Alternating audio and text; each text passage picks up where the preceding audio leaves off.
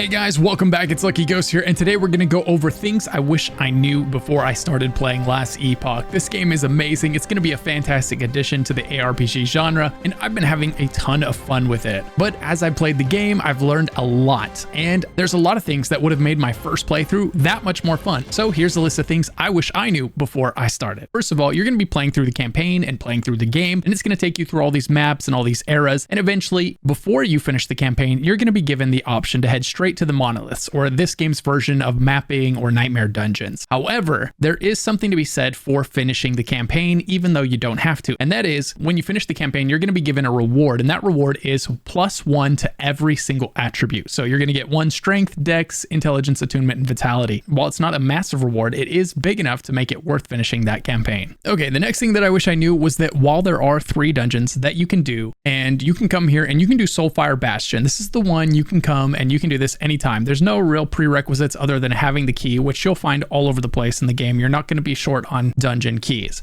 So you'll find them, you'll be able to come here, you'll be able to slam the key in, click enter. The only thing is you're probably going to want to make sure you're close to 45 so that you're capable of getting through the thing. The mobs inside are level 45, right? The first tier of this is level 45. That's the only thing to know about this one. The other 2, however, are different in that there's a lot of setup that you want to do before you head into them. Otherwise, you're not going to get much of a reward out of it. For instance, the Lightless Arbor, this is one where you can run through the dungeon with your key, get drops along the way, but the payoff really requires you to have a lot of gold for you to dump into the reward system at the end. You can pay gold to get more and more rewards, and if you don't have gold, you're not going to be able to participate in the main point of the whole dungeon. So Lightless Arbor is one you don't want to run until you have an excess of gold. Save those keys and then run it once you have tons of gold to spend. Similarly, you've got Temporal Sanctum down here. This is another dungeon you can run, but if you run it without having the setup complete, you're not going to get nearly as much value out of it. And in this case, the thing that you want to have before you head to Temporal Sanctum is you're going to want to have unique items like this one here that have legendary potential on them. If you don't have a unique item with legendary potential that you would like to wear permanently, then the reward system in this dungeon isn't going to do much for you, because the way this works is you're going to combine this item with an exalted item that has a stat that you really want on it. So basically you're trying to put a T6 or T7 stat into that one slot of legendary potential. That's going to turn it into what is known as a legendary item. So you combine a unique and an exalted item, and then you get a legendary out of it. And the legendary items are pink, like this one here. So before you head in there, make sure you have an item with legendary potential. It has to have that tag. Not all uniques have legendary potential. For instance, if we look at this one right here, you've got a unique, but there's no legendary potential tag on it. This one has the legendary potential tag, and there's more to it. But first, now here's a question. What happens when 2 massively popular games have an epic crossover? Well, that's exactly what's happening when Monster Hunter collides with your favorite mobile game. Through March 5th, players will be able to collect 5 Monster Hunter themed legendary champions based on iconic monsters from Capcom's action RPG franchise. Everyone will be able to get the Rathalos Blademaster legendary champion for free by logging into Raid for 7 days between now and March 5th. Players can get the other 4 Monster Hunter themed champions via in-game special events, so be sure to participate. Download Raid right now using my link in the description and start working towards your free Rathalos Blademaster champion. On top of this, Raid received its most exciting update yet, the Cursed City. With 100 stages to complete, you'll work your way through completing quests and earn a mythical champion. Click my link in the description or scan my QR code on screen to get insane bonuses only available with my link. You will immediately receive 500,000 silver, energy and chicken, and Epic Juliana after reaching level 15. Once you're in, join Clan Vegeta Best Arc 8888, and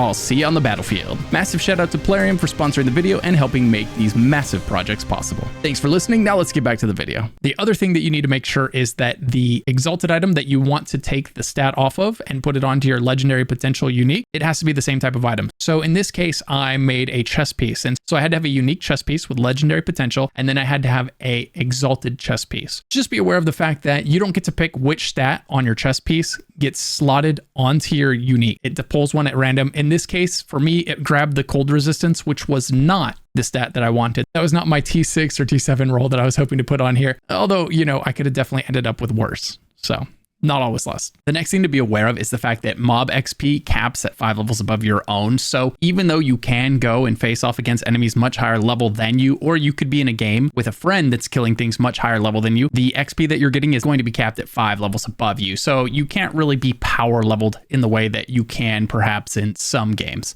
So just be aware of that. The next thing to be aware of is that this game has your usual defenses like resistances and armor. We're all used to that. We all know it. And if you come from games like Path of Exile, you're going to even be familiar with the ward system in this game, which works a lot like the energy shield in Path of Exile. However, this game also has endurance, and this is something that anyone and everyone can spec into, and it's incredibly powerful. The way endurance works is you've got this yellow line here at the bottom, and anytime your health is down in that range, you're taking 20% less damage by default. Now, that's what the endurance percentage is. You can raise the endurance threshold. In this case, it's 22, and you can get items that increase your endurance threshold, so you could bring it up to the middle of your HP, for instance, and then that way, anytime you hit half-life or below, you would be taking 20% less damage, and you can stack endurance percentage, so you could make that so that you're taking 40% less damage and beyond anytime you're below your endurance threshold. This is a massive defensive tool for you to take advantage of in this game, so make sure you don't overlook it, and you get a really powerful buff to your endurance system through your blessings. So make sure you take advantage of that, especially if you're struggling to stay alive, you feel like your character's a little too paper thin. You won't regret it. Next thing I wish I knew when I started playing this game is one of the first things that you should do is open up your skills and specializations menu and look at the skill that you're planning on using to do all of your damage. So for instance, if you're planning on doing something like a whirlwind barbarian, you would be using Warpath here, and right below the skill, it tells you that it scales off of physical, melee, area, channeled movement, and strength. So just by glancing at this right when you start playing, you know exactly what stats you're looking for on gear. Otherwise, you're going to be picking up a lot of gear wondering, is this good for my build? Is it not? Am I looking for this? I don't know. Now you know. You're looking for increased physical damage. You're looking for increased melee, area, channeled movement, and strength, right? You know exactly what stats are going to be applicable to your build right from the beginning. So this brings us to the next point. What makes a piece of gear a good piece of gear, or a piece of gear that's worth holding on to? Well, one thing that you're definitely going to want to pay attention to in this game is your resistances. So you're going to want to max out all of these. They cap at 75, and you can and should go over 75 if possible, because some enemies are going to be shredding your resistances, which means if they shred them by 15% and you've got 108, you're still going to be safe. For this reason, the gear that you're looking for is going to have some combination of the things I'm about to mention. First of all, it's going to have these modifiers that were listed in the tags for your skill, right? 1 or 2 of these on your gear would be ideal so that your build is capable of putting out good damage. The next thing it's going to be looking for is resistances, particularly the ones that you're very low on. You're going to be able to find each of these 7 resistances on gear, and you'll also be able to find one that says all elemental resistances, which would include fire, lightning, and cold in one stat. Increase to all elemental resistances does not include physical, poison, necrotic, or void. And then lastly, you would ideally have some form of increased health. Whether a flat increase in health or a % increase of health on the gear is going to be a great stat to have on it. If you've got some combination of those things, health, resistances, and your damage tag, you're going to be in good shape on that piece of gear. Which brings us to the next important topic, is discerning whether or not you got a good version of a drop or not. So when you look at a piece of gear, it's going to tell you, hey, this piece of gear gives you 58% crit strike multiplier, 290% increased fire damage. But are those good rolls, right? Well, to find that out, all you have to do is hold Alt. And by holding Alt, it's going to tell you what tier that affix rolled. Tier 1 being the worst, Tier 7 being the best. Now, you can craft Tier 1 through Tier 5, which is what makes Tier 6 and Tier 7 so incredibly valuable. The only way to get them is to find them. And you'll know that you found a Tier 6 or Tier 7 affix because it will be an exalted item. In other words, it will be purple. So if we drop this on the floor, this is what an exalted item looks like, and that means it's got a T6 or a T7 roll on it, and that's juicy. If that's one of the rolls that we were talking about earlier, it's one of your tags is a T6, T7 roll, that's exactly what you're hoping to find. A T6 or a T7 HP roll or a T6 or T7 resistances roll would also be a pretty fantastic find as well. Another thing that you can see while looking at a piece of gear in your inventory, so you can hold Alt to see the tier, you can hold Control to compare it to a piece of gear that you're wearing, and you can hold Alt and Control at the same time to get a description of what all the stats on that gear do. Because sometimes you'll get a piece of gear like this one and it'll have 27% crit strike avoidance in the implicit section at the top. What does that mean? Well, you can hold Control and Alt at the same time and you get a description of what each of the stats on the piece of gear does. And this should answer any question you have about how that stat operates in this game. So crit strike avoidance gives you a chance to downgrade an enemy's crit to a regular hit. Then you've got vitality below. If you didn't know what that does in this game, each point of vitality grants 6 health and 1% poison and necrotic resistance. So a really handy key combo to know while playing Last Epoch. Another thing to be aware of is that you can respec respec your skills at any time for free. All you have to do is open up your skills menu with S, and then you can come and you can click on the skill, and then you hit the respec button. You can remove 1 point, or you can despecialize the skill altogether. If you click remove points, you remove one at a time, and every time you remove a point, it de-levels it. Right now the skill is 20, which is the max. If I remove the point, it would go down to level 19. I'd have to level it back up to 20, and then I'd be able to spend that point again. So you're temporarily weaker until you level the ability back up and spend the points again. The main thing I would say about this is be careful despecking or unleveling your primary damage ability without having something else that can carry that weight until you level it back up again. If you want to level up a different ability, you just click on the skill, click respec, and then despecialize. It'll remove it from here, and you can put a new ability in to level it up. Your passives are also something that you can respec anytime you want. The most important thing to note about this is once you choose your mastery, it's locked in forever.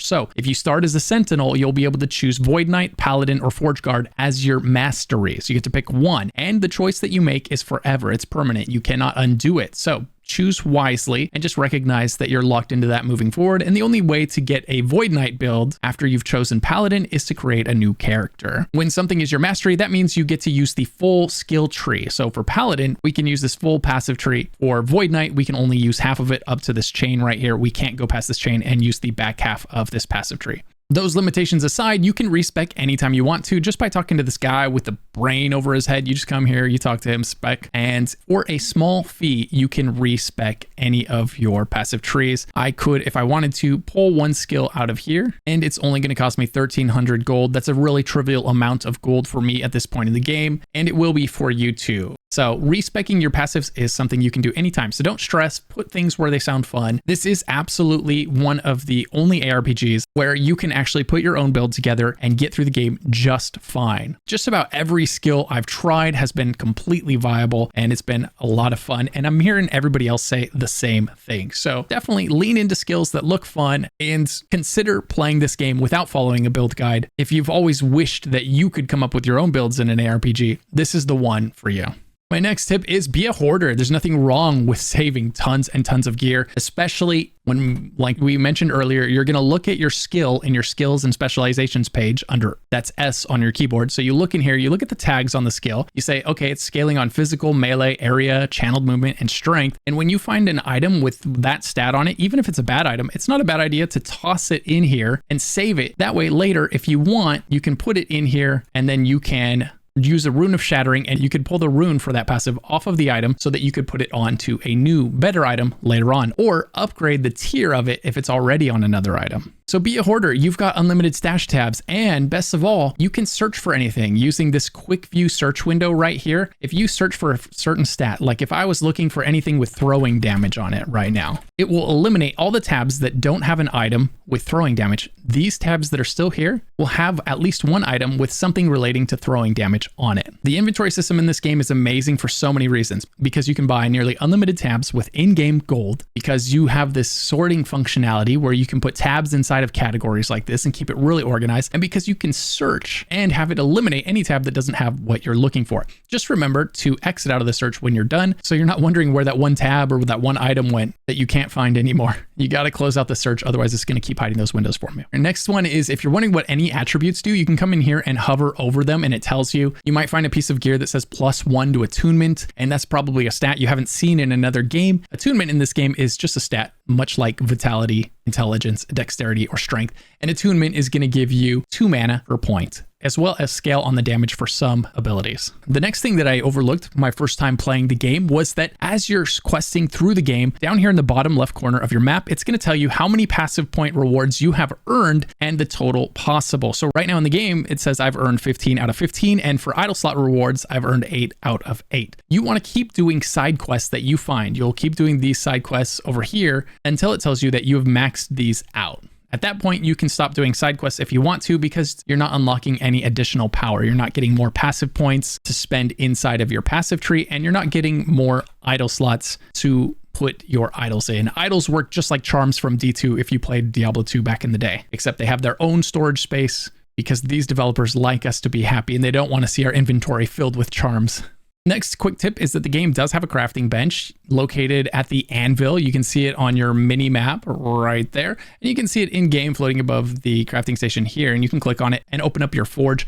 Alternatively, you can be anywhere in the game and just hit F and you can open up the forge. You don't have to go to the bench to craft. You can just put stuff in here from anywhere, anytime you feel like it. And I highly encourage you to do that. You'll a lot of times get an item that will have at least one really good stat, but it'll be missing an affix. You know, it won't have one of its prefixes, it won't have one of its suffixes, and you'll be able to quickly and easily throw on one of those things using your shards. Be sure to use this, especially health. Like, health is an easy one to add. You're going to find tons of health shards. Health is one that everybody needs lots of, and they're abundant in the game, so you don't have to feel bad about consuming these shards and throwing a little bit of extra health on an item that doesn't have it. You will always find many, many more health shards. Alternatively, there are some shards you don't want to use willy-nilly. They are much rarer. You'll know because you'll open up your material storage and you'll see that, oh man, I only have 2 of these. Poison penetration, only 2. So that must be a fairly rare shard. It doesn't drop very often, right? And so just take note of the ones where you have very small piles. It's probably a pretty rare shard drop if you don't have very many of them, and you're going to want to use those a little more conservatively. Save them for the better items. Also, be sure to check out my complete beginner guide for Last Epoch. I promise you it will be the most comprehensive Last Epoch beginner guide on the internet. It's going to have absolutely every aspect of this game covered in great detail. So if you want to learn more about this game and you want to truly understand every part of it, be sure to check out my Last Epoch beginner guide linked in the description